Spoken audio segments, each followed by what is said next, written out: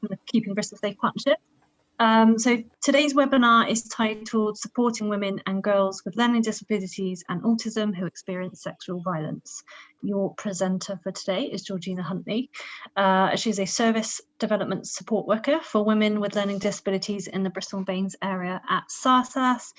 And can I sort of ask everyone to please make sure that they mute themselves, because obviously there will be feedback during the presentation while Georgina's trying to speak. We are also recording the webinar today, so just be aware that obviously you're more than welcome to have your cameras off during the presentation if you don't want your sort of faces on there, because we can't obviously definitely make sure that we won't capture you in sort of the sidebar, but hopefully we can sort of minimize that as much as possible. Also, in terms of confidentiality questions later on after the presentation, if you have any questions, please put them into the chat and we'll go through them afterwards. Please make sure in regards to confidentiality that you're not putting anything in that could sort of highlight your person or anyone in the community. And I think that's about it.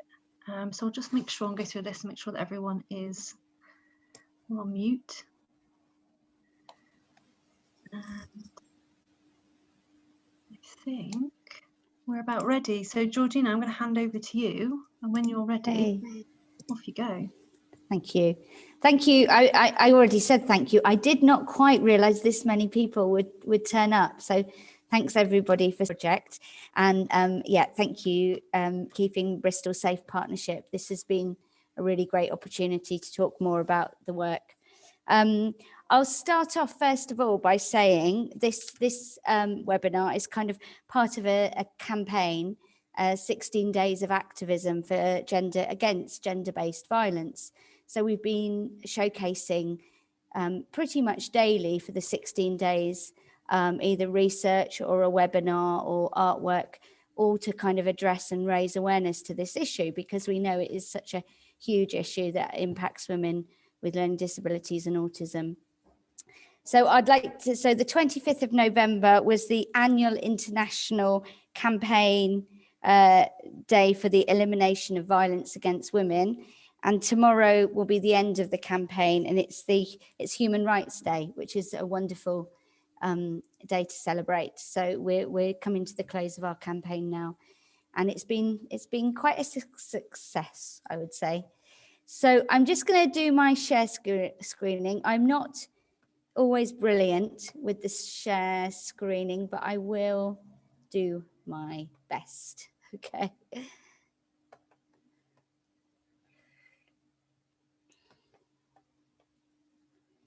Okie doke. So yeah, as was already said by Abby, I work for SARSAS, which is Somerset and Avon Rape and Sexual Abuse Support Service. So we're a Bristol-based service, but we do work in Bains, Bath and North East Somerset, and also South Gloss. So we're a kind of local Southwest service. And I work specifically with women with learning disabilities and autism alongside my colleague Lydia. In this role, I'm primarily a specialist support worker, but I'm also a qualified art therapist and doing a little bit of art therapy within the project. But today I'm going to be mainly talking about the specialist support work because I think it's practical and accessible. And I'm going to be sharing a case study and talking a little bit about some theories, not hugely, but just more a kind of practical insight into the type of work that we're doing. Okay, so I thought it'd be important to mention something about self-care, because obviously this topic can be quite triggering, and it's not a nice thing to talk about. So please do look after yourselves. If you need to take a break away from the screen, you know, I've done that previously on training and things. Turn your camera off and go and take some time. And at the end of the presentation, I'll put our helpline. So if anything is triggered for you, or for it triggers something about someone you know about and you'd like some more support, you can use the helpline and access that. Okay. So I'm going to start off by sharing this slide, which is what I did a presentation for our AGM about a year and a half ago. So it was the SARSAS AGM, and I was talking about safeguarding. And this was an image that was talked about in a great book. It's a chapter written by Stephanie Bull, who's an art therapist. And she talks about the changing landscape and the changing nature of disability since perhaps the 1970s with the long stay hospitals up until 2012.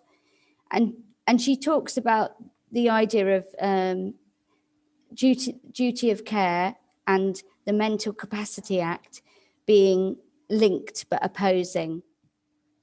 So I'll go more into what the Mental Capacity Act is. I know many of you will know what it is, but I will briefly touch on it. But at the time of the AGM, about a year and a half ago, I was talking about the challenges of working to obviously enshrine the rights and of people that we work with learning disabilities and autism, particularly around relationships, but also being aware of our duty of care to safeguard, and how sometimes being in the middle of these two things can be very challenging. It can feel quite clumsy, and I've had to really sort of develop some tools and resources, go on some really good training that has helped me with this, so I feel more confident now, more proficient. But I talked about how being in the middle of a seesaw is not always easy, and if I'd really recommend that the chapter of that book, and I will give a reference at the end. Okay, so the Mental Capacity Act. I won't necessarily go through these individually. I do have a link at the end of the presentation if anyone wants to understand these more. But really, the Mental Capacity Act is wonderful because it's saying actually people can't be restricted, that they have rights, and we have to, if we don't think someone has capacity, we have to prove it. So on the left-hand side, I've put the sort of principles, the key principles, and then on the right-hand side, the kind of how we assess capacity. And, people who work in social care can assess capacity all the time through their work. And this project is primarily working with women with mild learning disabilities and autism and Asperger's, but who are independent. So we are often working with women who have capacity to make most decisions. However, what I'm particularly interested in is the third point down, the using up and weighing information and helping people to be able to do this, I feel has been a big part of my role, particularly in relationships and in terms of assessing risk, their own personal risk. Okay, so I don't know if you can all see that slide, but I think the core importance really is to just talk about the ACEs study, which was done in 1995. So ACEs stand for Adverse Childhood Experiences. And it's quite a sort of groundbreaking study really, and proving really that the more adverse childhood experiences that a person suffers, the more likely it is going to impact their health and, physical health, as well as social functioning, so kind of mental health. And through this study, they proved there was a correlation between the more adverse childhood experiences you had been exposed to in childhood, there was a correlation between learning and a correlation between being more prone to high risk-taking behaviour. So it was quite Van der Kolk in The Body Knows the Score. He talks about the ACEs study, and I'll give the reference at the end. And also Ellen 2012, it's more of a journalistic article. So it's a really good, good one to read if you want to understand more about that. Obviously, we're a sexual violence service, so we work with women who've experienced sexual violence, but many of the women that we work with have experienced other adverse childhood experiences, such as early years bereavement, neglect, witnessing domestic violence, mental illness within the family. You know, you can really see this sort of trauma repeating itself. And through that, you know, it's quite interesting to think about what capacity.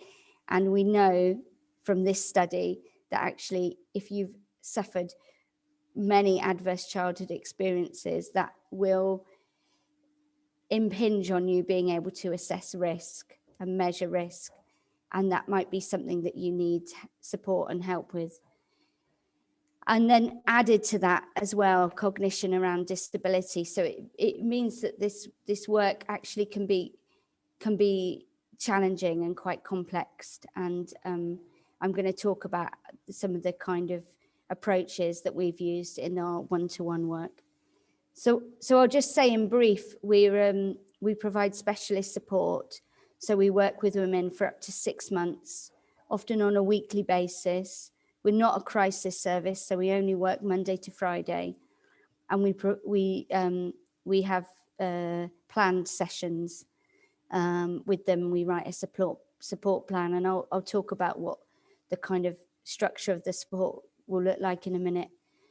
We mainly get referrals from professionals, and we provide very many. We're not a specialist disability service.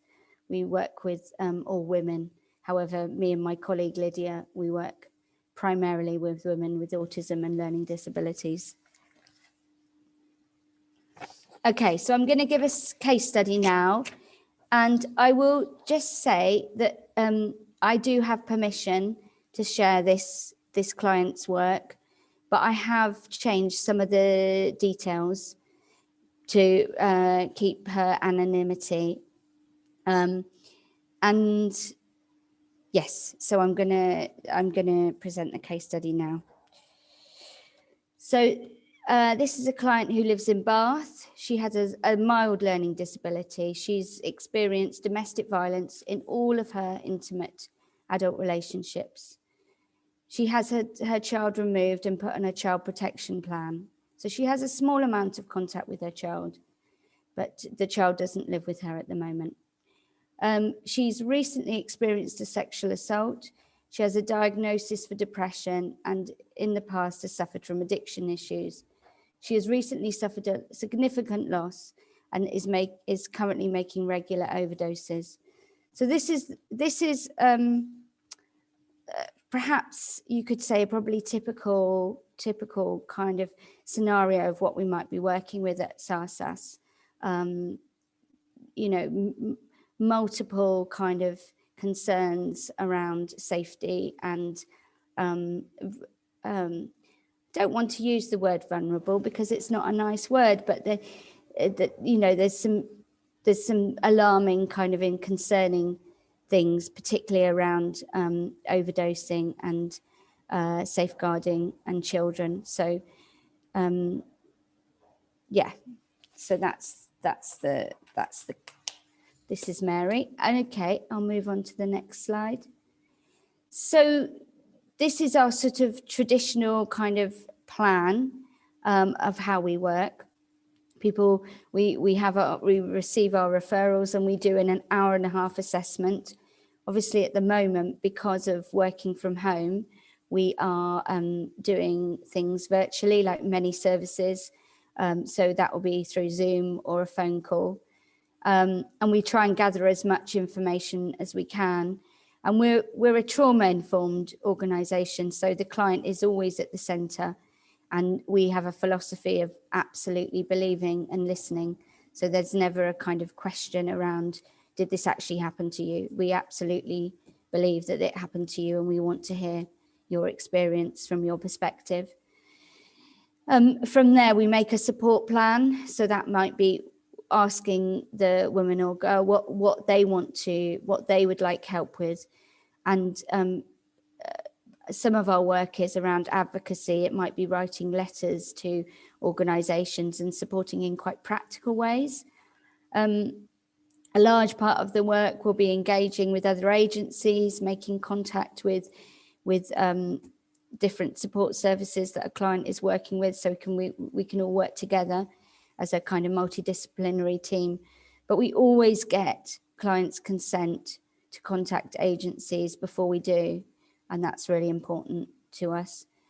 I'm going to talk a little bit about safety plans and crisis plans, because particularly in the case of Mary, that was really important, and I've made an easy read version that I work with that I've found to be quite suitable. We provide these weekly sessions or fortnightly sessions, and we pre-book the week before.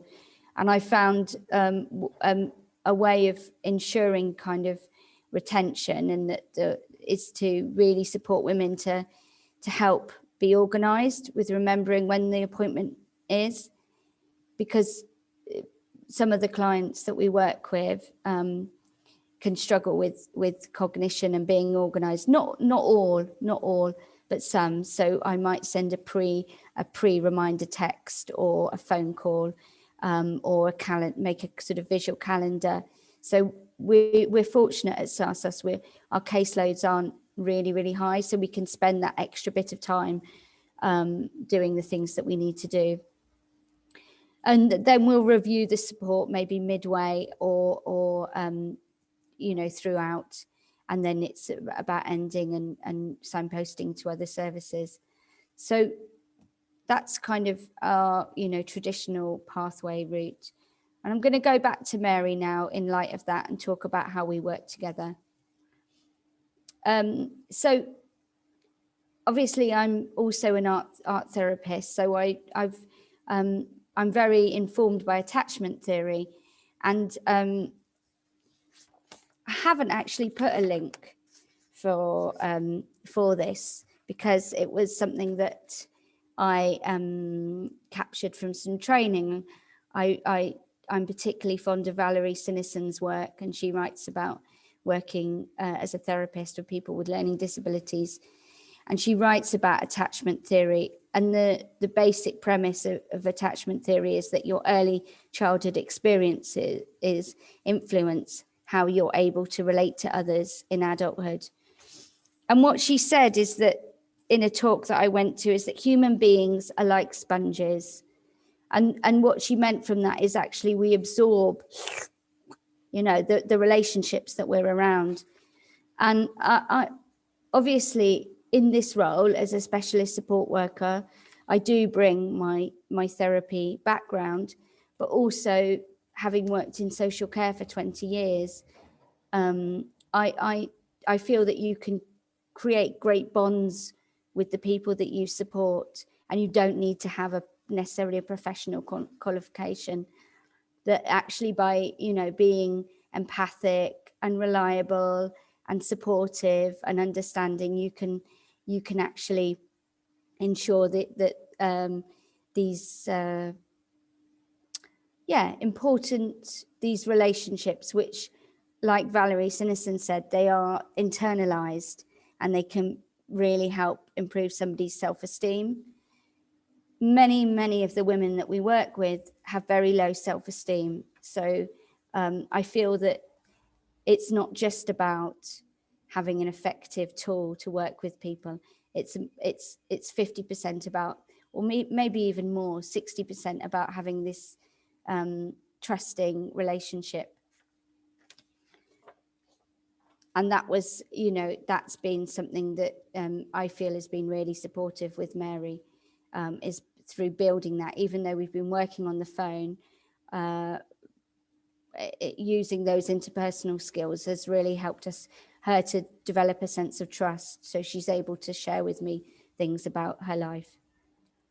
Okay, so when I I didn't do Mary's assessment, but on our first session, I was able to see that she'd previously taken overdoses, and about a week into us working together, she told me that she'd taken another overdose the previous week, and she discharged herself, and that was kind of it. And obviously, you know, I can't just dismiss that. It's concerning, and I have a duty of care around that to help her with her safety, to be able to look after her safety. So this is the Easy Read safety plan that I developed, and I took one from another service that we worked with, and I just added the pictures and tried to keep it simplified. But I would adapt it if I was working with someone with autism, and I would adapt it depending on the client that I was working with.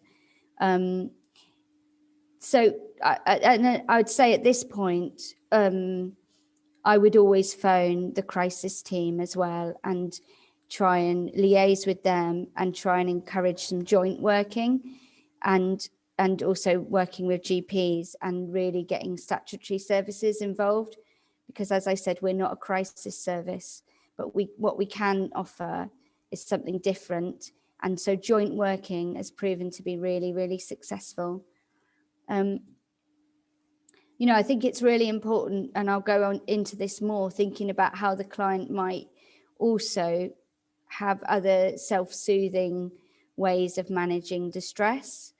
And so thinking with them about things that they might be able to do. Where's a place that they can go? Who can they speak to? What can they do before it escalates to that level? So it's quite, it's almost quite pragmatic. It's very different to the way that I would work as an art therapist, which might be much more emotive. This is very practical, but I have seen how it can really help people. Yeah, so that was that. Okay. So, as I mentioned before, you know, we're thinking about coping strategies, and also this idea of weighing up situations.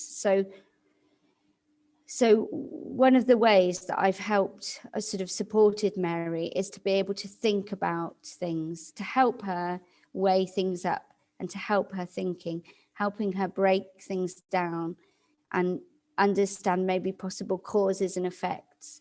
If I do this, this might happen. And really having those conversations over the phone.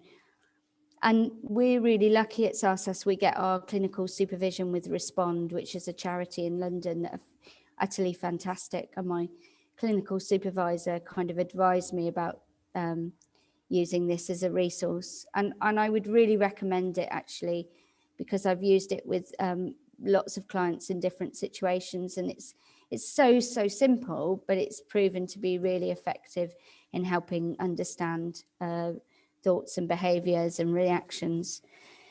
So with Mary, what she was able to recognize is the reason that she took these overdoses was because she was getting a lot of intrusive negative voices that were telling her to do things.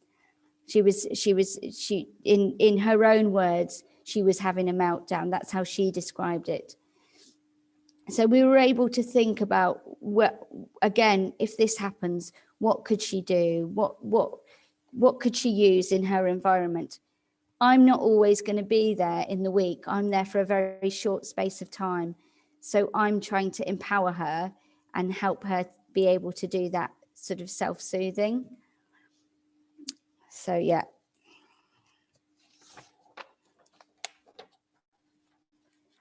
Right. So during our work, Mary slowly started to talk more about a relationship that she was in.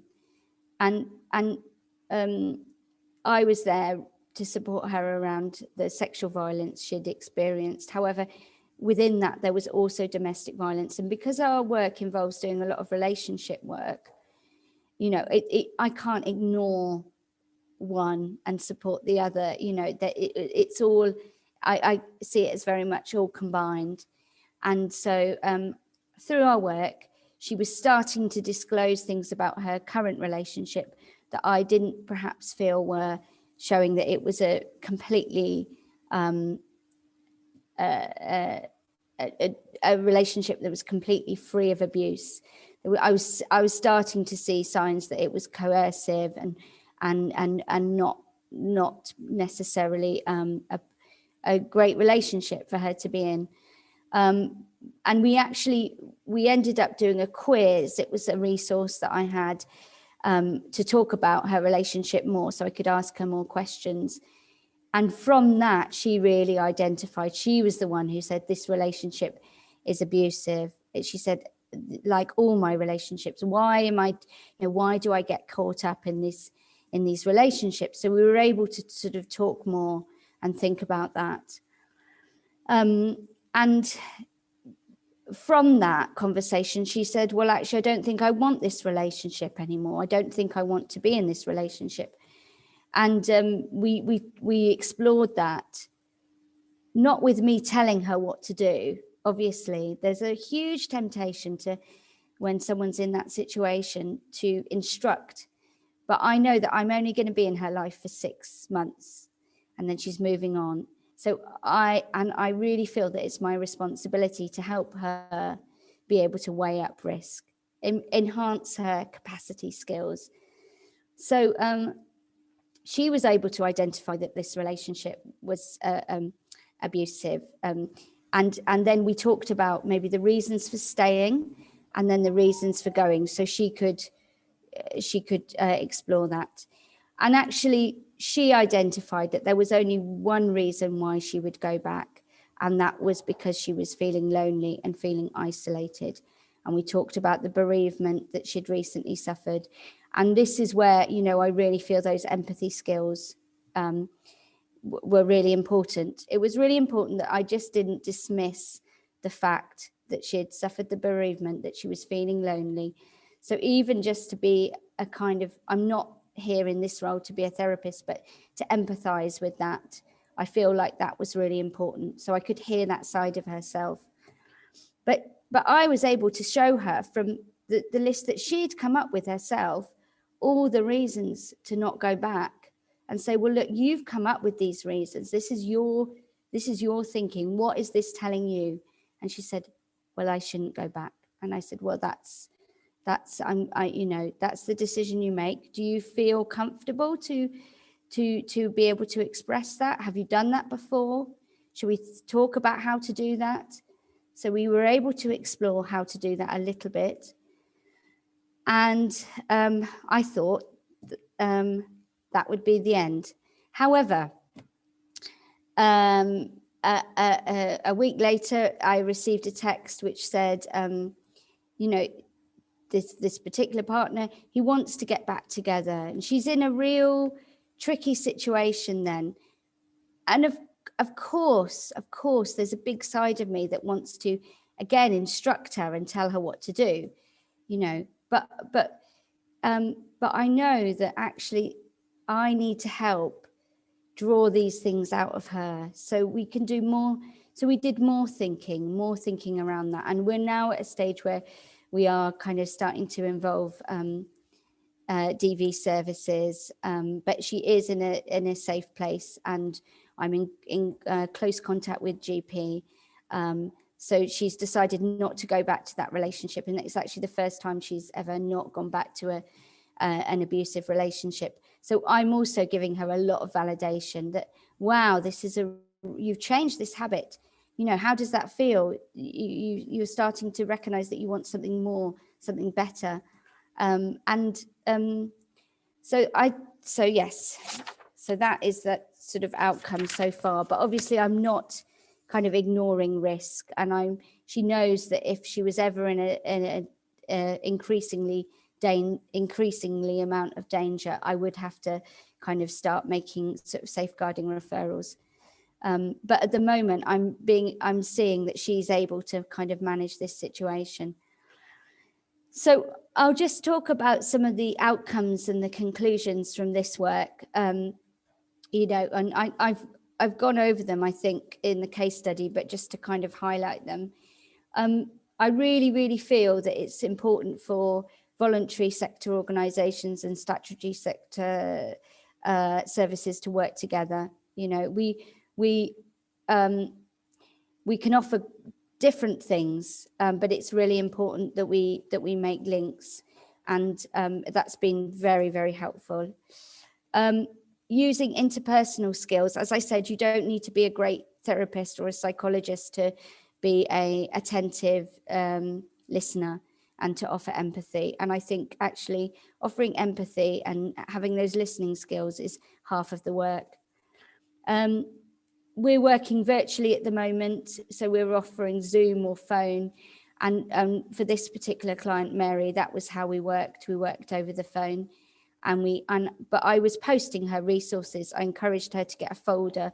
So she's been collecting these worksheets and she can go back to them. And I think that's been quite empowering for her, actually.